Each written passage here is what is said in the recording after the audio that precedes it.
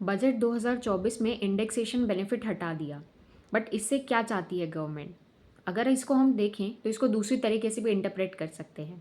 जैसे अगर आप कोई भी प्रॉपर्टी है, उसको आप 2 साल के बाद बेचेंगे तो आपका उस पर लगेगा LTCG, जो कि अब 20% से कम करके हो गया है 12.5%।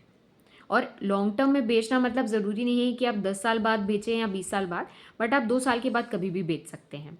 अब ये आपने इस पे अपना टैक्स रेट कम कर लिया, और अगर मान लीजिए आप 3 4 5 साल में बेचते हैं तो आपको कुछ खासा बहुत ज़्यादा इंडेक्सेशन में लॉस भी नहीं होगा।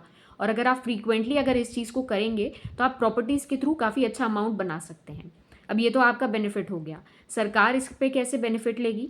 अगर आप कोई भी प्रॉपर्टी खरीदते हैं तो आप उस पर एक बार स्टैम्प ड्यूटी देते हैं, जो अप्रॉक्सीमेटली 8 या 9% होती है। लेकिन देते तो सरकार को एक ही बार है। अगर आप फ्रीक्वेंटली इस तरीके से प्रॉपर्टीज ट्रेड करेंगे तो आप जितनी बार ट्रेड करेंगे उतनी बार सरकार को भी स्टैम्प ड्यूटी मिलेगी।